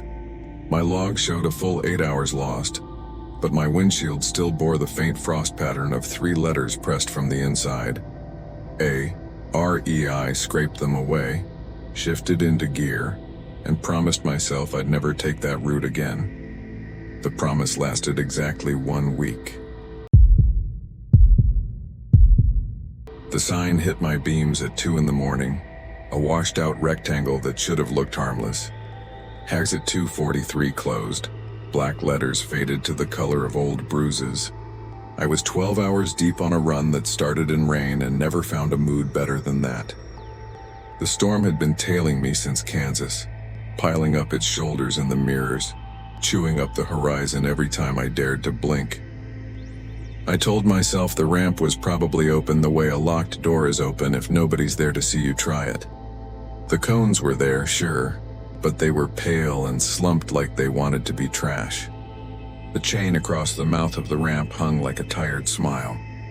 I swung the rig wide and felt the whole frame lean its opinion into the wind. The trailer groaned the way it does when a cross breeze finds its hollow. My right blinker clicked, a metronome in a song that didn't want rhythm, and I slipped beneath the sign, telling myself I was just saving fuel, saving time, saving myself from the rain chewing its way towards me. The ramp dropped too fast. If you've put 500,000 miles into a road, you know the difference between an honest slope and a drunk one. This one leaped. For a breathless quarter mile, I had that roller coaster stomach. The feeling that the asphalt wasn't there except for the idea of it. The wheel trembled under my hands like it wanted to be held tighter. My gauges were fine. My headlights were not. They threw light, but what they hit refused to shine back. The reflectors on the posts kept their eyes closed, and the cat's eyes in the middle line were blind stones. Even the guardrail didn't kick a shine. It was just a long dark shoulder, the outline of an animal sleeping on its side. I tapped the brakes to feel something real. The pedal gave me a firm truth, and the trailer answered with a small bow. In the glass, the storm licked its teeth and smiled. You don't name a storm, but you feel its personality. This one didn't want to break me. It wanted to follow me. The night smelled like wet dust and a hard-boiled egg someone forgot in a glove box. At the bottom of the ramp, there should have been a merge, a gentle handshake with the eastbound lane, a sign telling me what county I'd offended. Instead, the road ran forward like a lie told with confidence. The paint lines narrowed. The shoulder lost weight. The guardrail lifted itself, post by post, becoming taller, smoother, almost glossy, as if polished by hands that didn't have fingerprints. I told myself the DOT had money to waste out here. I told myself a lot of things. My CB had been nothing but a handful of tired men swearing at the weather and a woman with a laugh like coins in a jar. Halfway down, it found silence. Not static, not the cozy hiss you can pretend is old music. Silence like a mouth sewn shut. I fidgeted with the squelch because fingers need to do something when ears don't. Then I heard it. Not a voice, not a word, just the impression of someone remembering my name out loud. I took my hand off the knob. I didn't answer. A service road crossed in front of me, an X drawn too hard with a dull pencil. The sign was new. The sign had a shine to it, and the paint was the kind that stays wet forever. It didn't list a speed or a warning. It asked a question I couldn't read until the rain sculled off the windshield. Where did you intend to go? The question mark was bigger than it should have been, hungry as an open drain. I laughed alone in the cab because the other option was listening to the part of me that wanted to turn back. There was no turn back. The ramp behind me had lifted itself into dark the way a drawbridge lifts itself for nothing you can see. The mirror caught a glimmer of water and the tail of my own fear. Forward or not at all, I gave her fuel. The truck thanked me in the way machines do, by obeying. The asphalt changed. Tires told me what eyes couldn't. First it was old road, stone and tar like a good handshake. Then it became soft, a sponge with a memory of being dry. And the trailer drifted a shoulder into a hesitation that made me picture the whole rig skating sideways into whatever passed for ditch out here. I corrected. The line in the middle had stopped pretending to be paint. It moved the way the throat moves when you swallow. There's a kind of prayer you make without words. The one where you promise something you can't afford to keep if the road will just be road again. Ahead, yellow pulsed. Not hazard flashers, not a tow truck, not any rhythm I'd learned to trust. It was slow, patient, like a lighthouse built by a blind man. The guardrail on my left had grown into a wall high enough that I couldn't see what the land was doing beyond it. On the right, the shoulder squeezed in and took a piece of my lane with it, apologizing by tossing a few cat's eyes into the dirt like a tip. My knuckles had that bone-deep ache they get in winter. Except we weren't in winter and my heater said I was lying. Then the smell found me.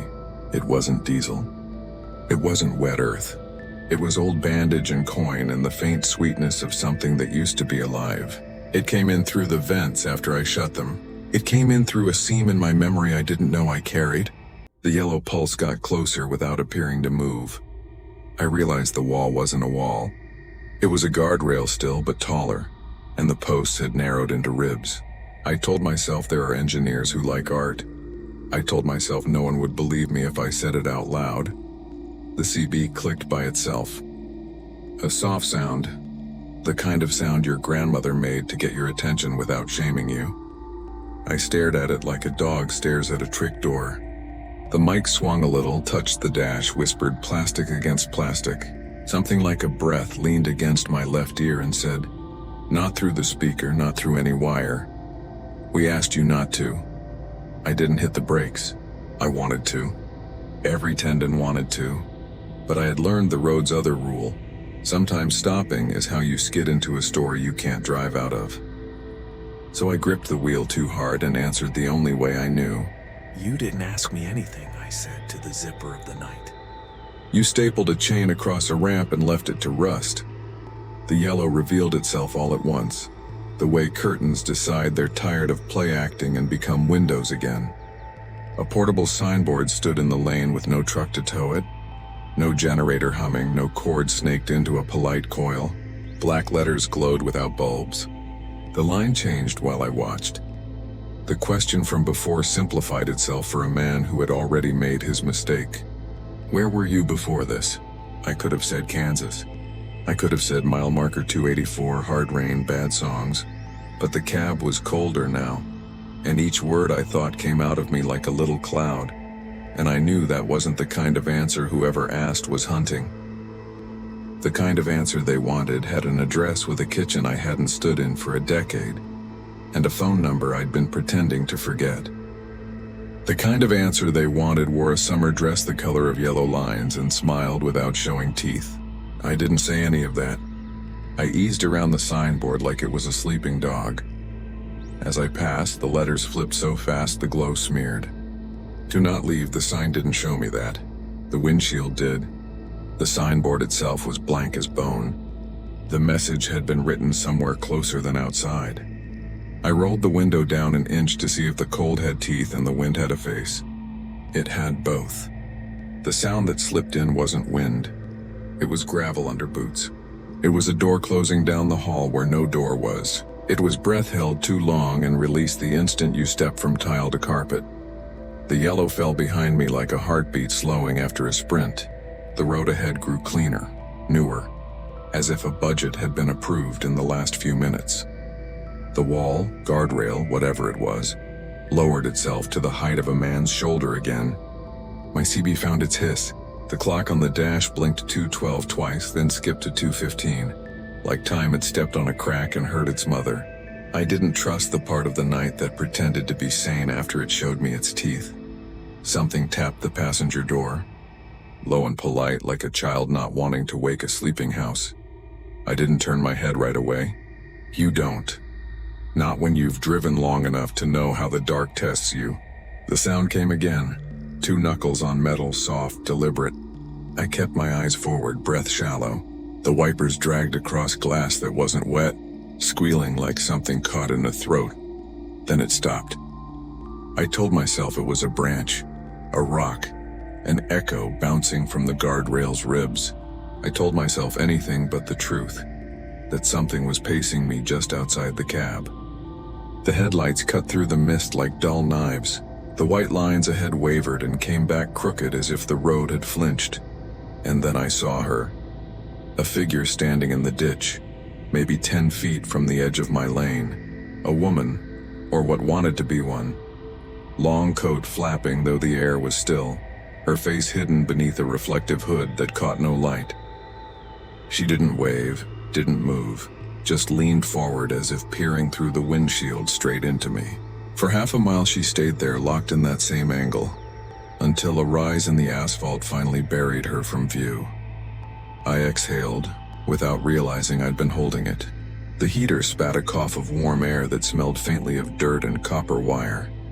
Then the tapping came again, this time higher and at the window beside me. 1, 2, pause. 1, 2. I turned. Nothing. Just my reflection, gaunt and pale, the cab lights from the dash trembling in my eyes. The kind of look a man wears when he's afraid to see what's sitting in his passenger seat. But the seat was empty. Always had been. Always should have been. That's when the CB came back alive. A crackle, a rush of static, and then a voice. A woman's voice.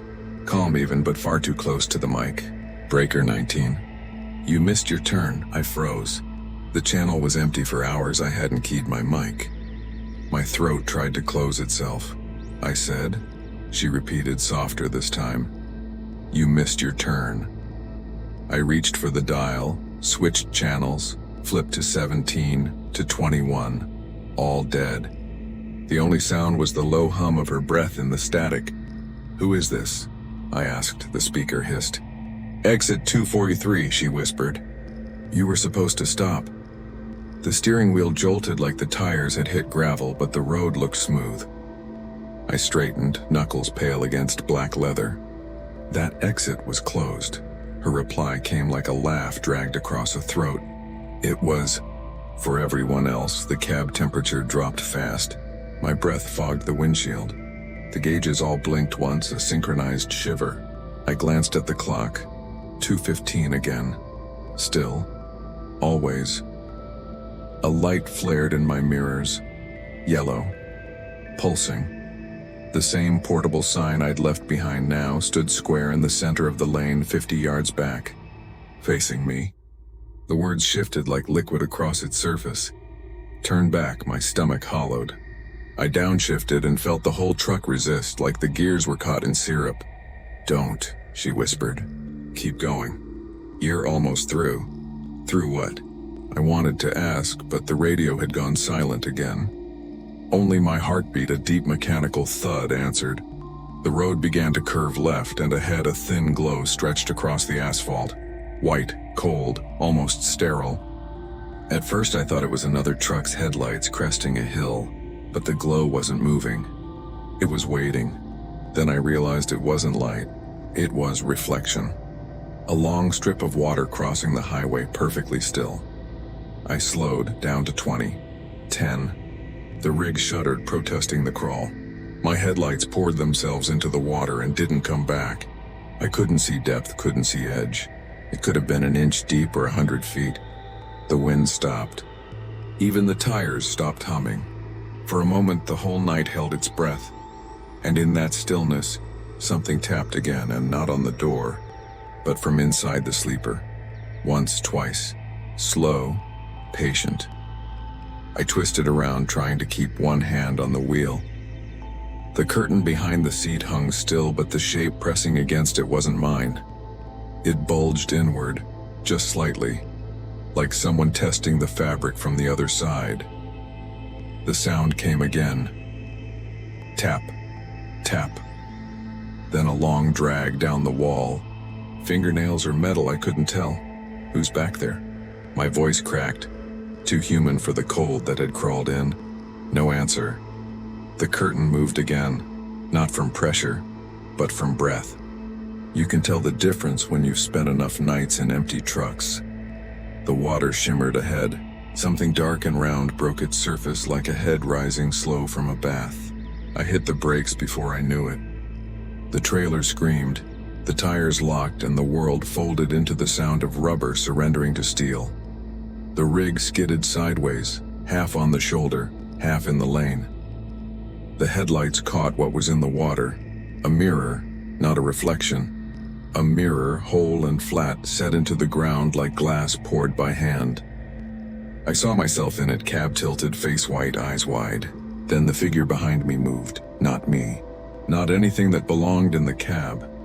It leaned forward over my shoulder in the reflection, face just out of focus, as if the glass refused to remember it clearly. And when I turned, nothing. Just the curtain still. The CB clicked again. "You're almost through," the woman said, "but you won't like where it leads."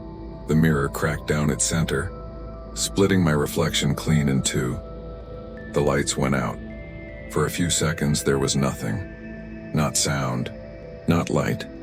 Just the deep, heavy quiet that sits on your chest like an animal refusing to move.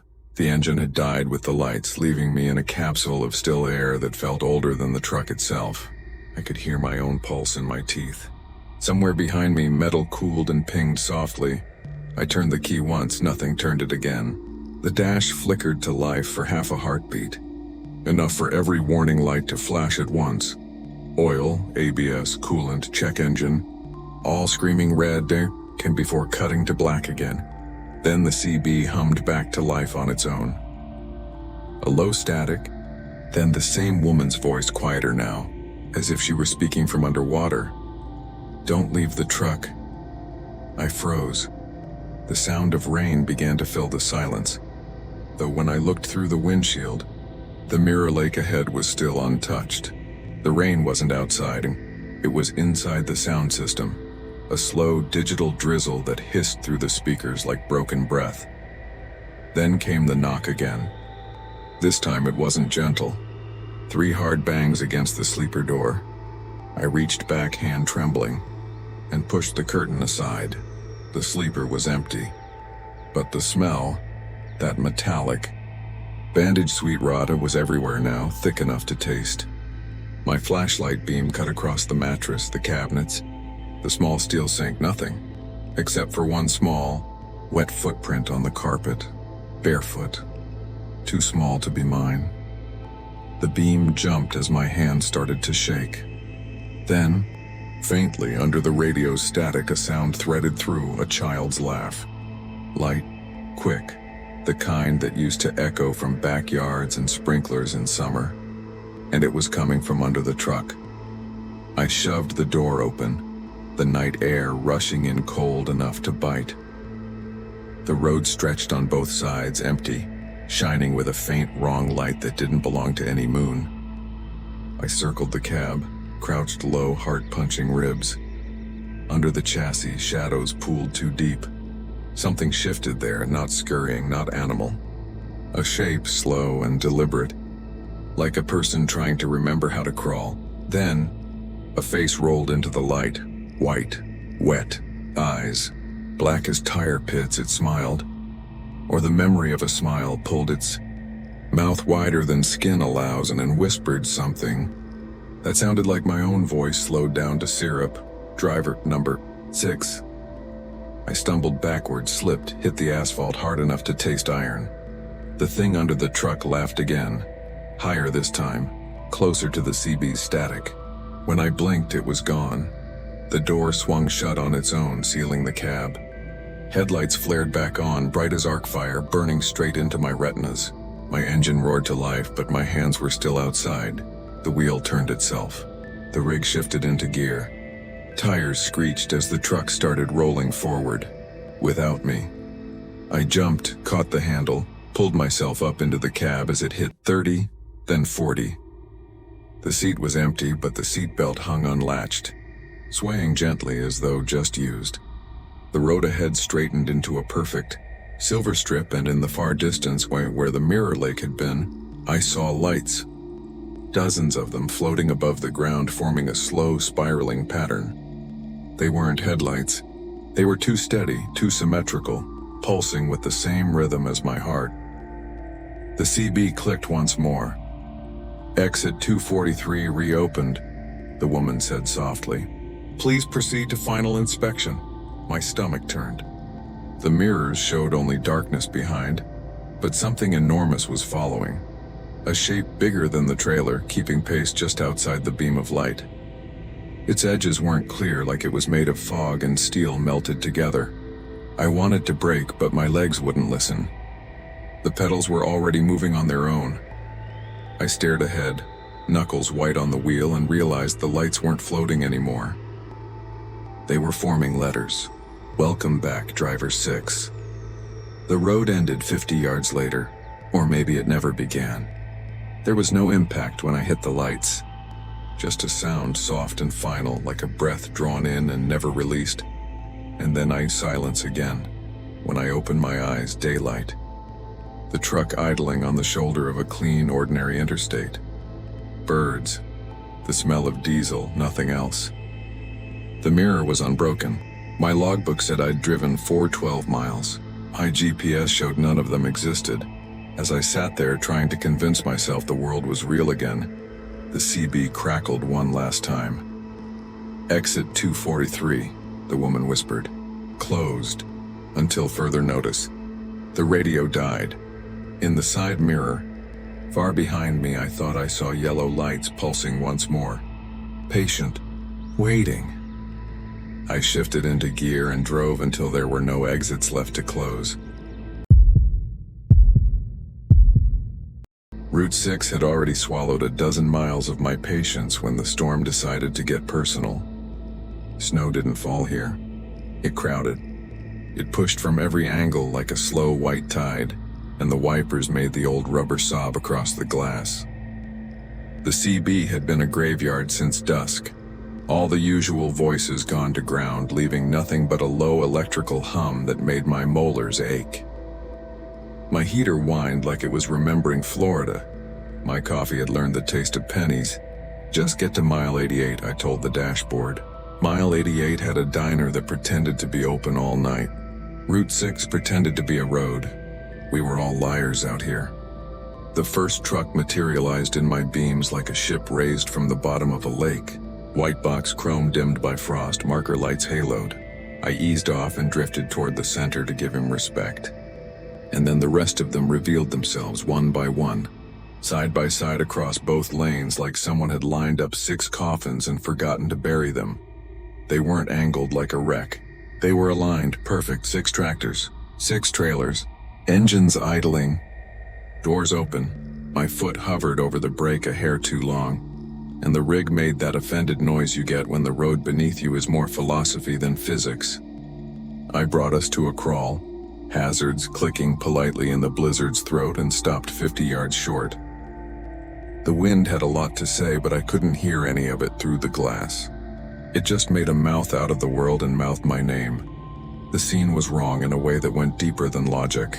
Idling diesels should breathe their proof. They should lay down a trail of heat, melt a throat through the snow, exhale steam like horses. But around these 6 the drifts held. The snow fell in a perfect sheet from hood to step to seat, and not a flake stuck. Like the trucks were painted with the idea of winter, and the storm recognized its own work and left it alone. I put it in neutral and set the brake. The hiss sounded small inside the big hungry quiet. For a long beat I just listened to my own engine tick while the 6 in the road kept their steady hum, all in the same key, all keeping time with a pulse I knew I didn't want to match. "Anyone copy on 6? I said to the mic, voice careful. "Blockage at mile 72-ish, looks like 6 units, doors open, no hazard triangles." "You boys throwing a party without me?" Static answered and then died into a sympathetic silence, like the frequency had leaned in to eavesdrop on itself. I zipped my coat to the throat and stepped down. The cold hit like a hand. The wind took my first curse and flung it into the dark. Snow stung every piece of my face I'd left human, and the rest of me tried to learn stone. I sank to mid-shin in the first drift and then felt nothing below the knee except a heavy, distant ache. Every footstep should have been its own confession, but behind me there was nothing. Not a single print. The snow was falling too fast, I told myself. It was filling them in. Then I realized the truth. The snow wasn't taking impressions at all. It was a flat, busy skin, knitting itself even as I broke it, erasing me mid-step.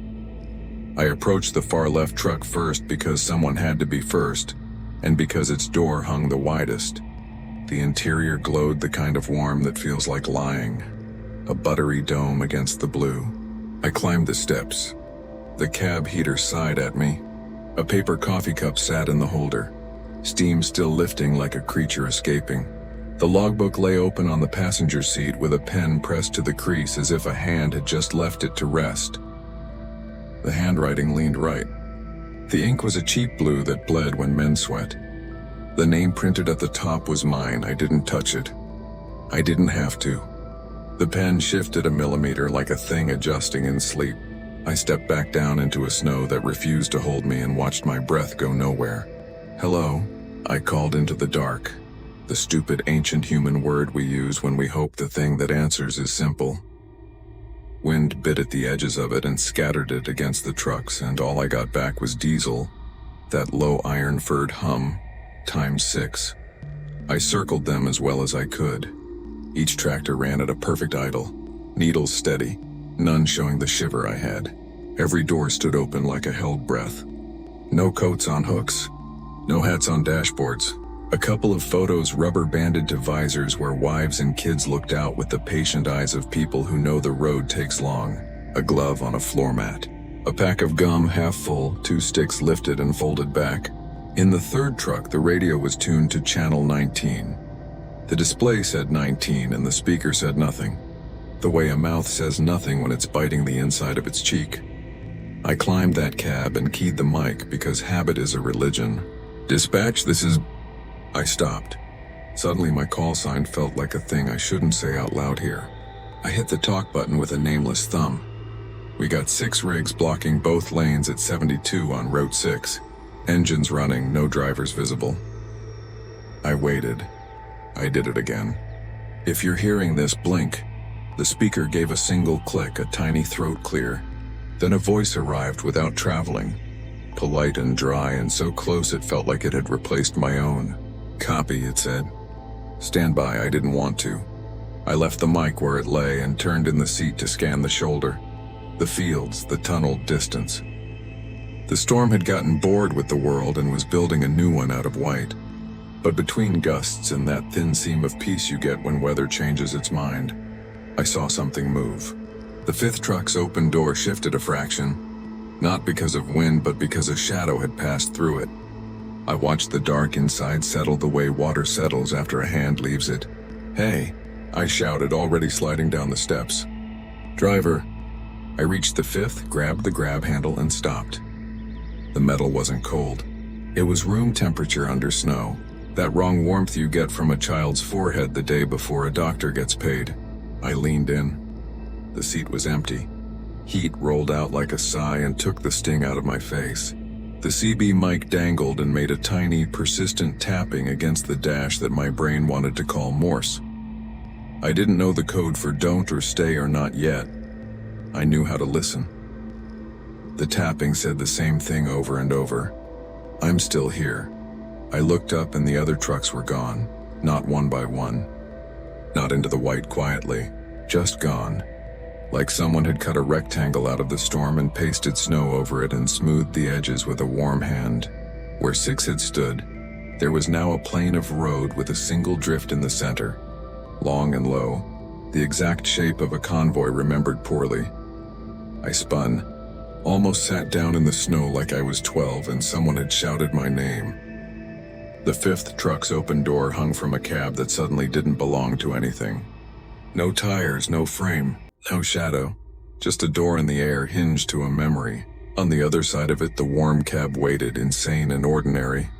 "Copy," the voice said in my ear, or on the CB, or from the storm's throat. "Proceed." "Proceed where?" I asked. "Because you ask even when you know there's no answer you can afford." The door creaked, admitting a wind that couldn't possibly be inside. The glove on the mat twitched. The photo on the visor flipped to a second picture underneath.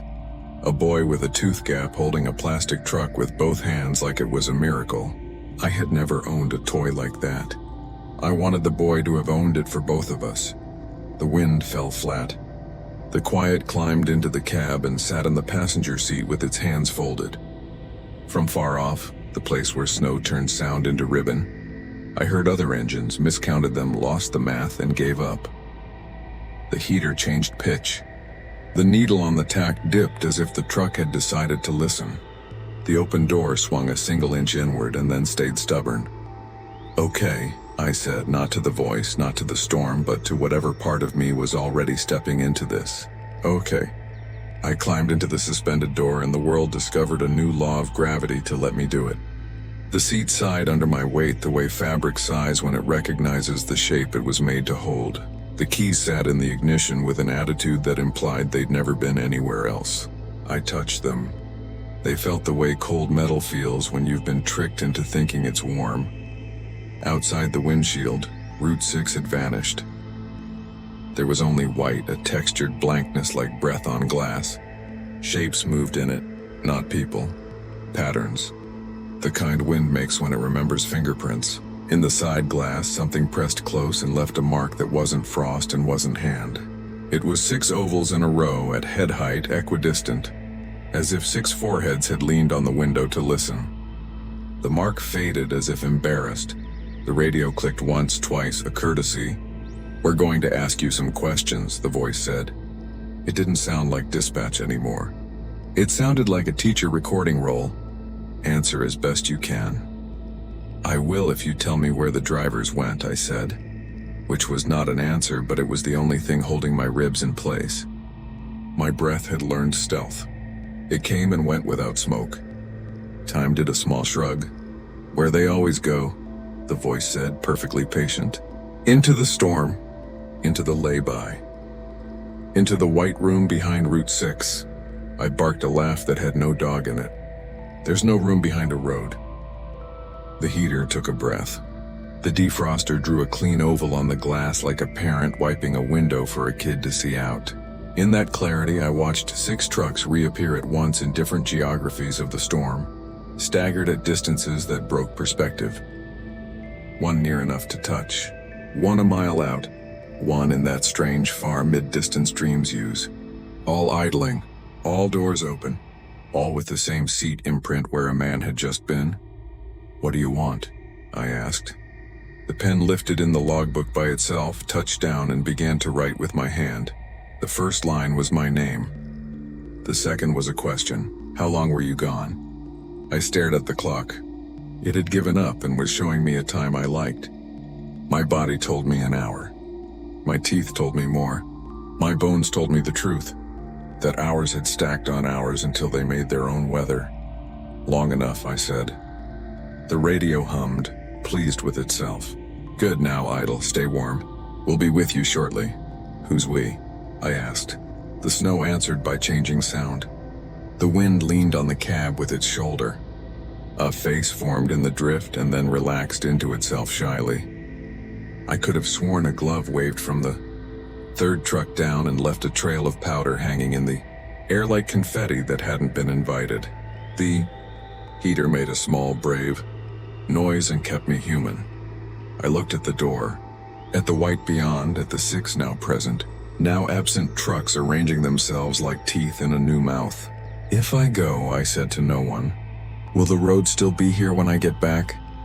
The logbook pen paused, lifted, and wrote 3 honest letters, ARE. The CB clicked once. The engines kept time. The storm waited the way a room waits when it knows you're going to say yes.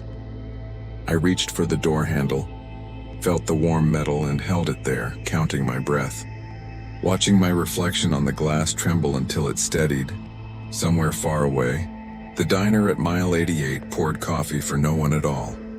I never turned the key. The engine idled itself, breathing low and steady like it didn't need me anymore. The glow of the dash painted everything a faint orange, the color of heat trapped behind glass. The snow outside swirled without landing, flakes spinning in patterns that almost looked intentional. I couldn't tell if the storm had slowed or if time itself had decided to rest. Then the CB clicked again. "Copy, driver," the voice said. "Please confirm, are you warm?" It wasn't a question meant for comfort. The tone was clinical, detached, like a doctor asking a body to describe itself. "I'm fine," I said, though my voice came out dry and cracked. "Good," it replied. "Stay where you are. They'll reach you soon." "Who?" Static bloomed, thick and pulsing, swallowing the word before I could repeat it.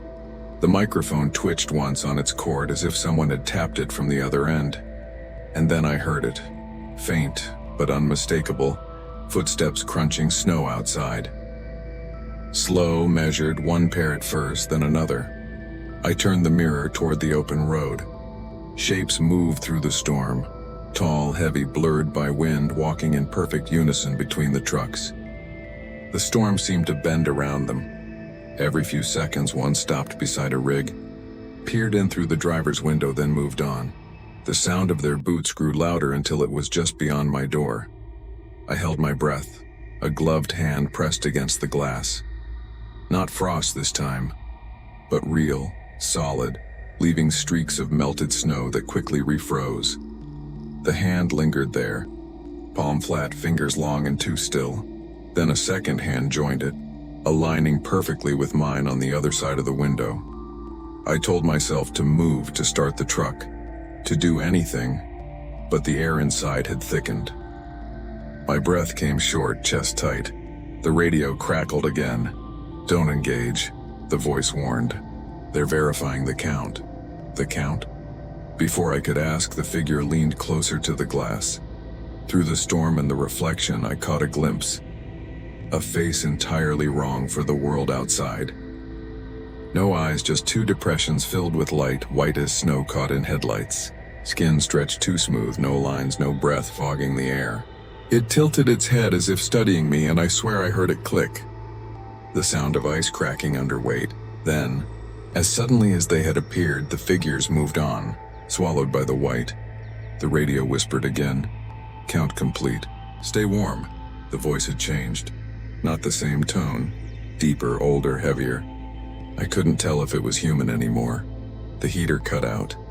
The cab sighed as the temperature plunged.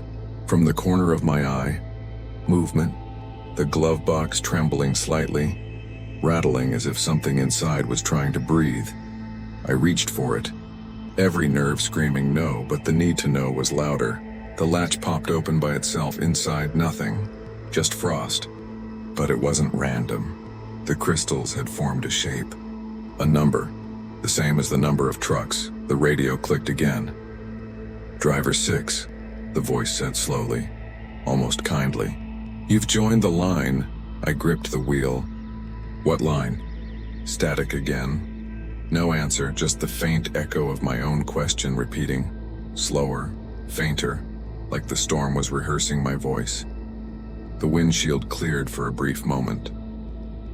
Through the thinning snow, I saw the other trucks again, all perfectly aligned, doors still open. But now, in each driver's seat, a figure sat upright, pale, unmoving. Each one was me, same jacket, same cap, same face turned slightly toward the glass. I couldn't breathe. My pulse felt wrong, too steady, too mechanical. Then, without touching it, my truck's door handle clicked open. The cold poured in, soft and soundless, and through the snow, I saw the figure from before standing by the 5th truck, its head tilted, hand raised in silent invitation. It didn't need to speak. I understood the message. The road wanted one more.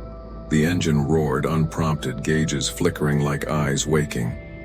I pressed the brake, the clutch, anything, but the pedals didn't respond. The truck began to roll forward, tires humming softly against ice, joining the slow alignment of the others. On the CB, the voice returned, calm, final, convoy complete. The blizzard rose, swallowing everything, the road, the trucks, the sound. The snow pressed against the glass until it became all there was. When I opened my eyes again, daylight. My rig sat idling on an empty stretch of Route 6, no snow, no other trucks, no footprints, just a trail of frost down the inside of my windshield, slowly melting in the sun, forming 6 small lines, all perfectly parallel, and beneath them, a single word written in condensation: wait.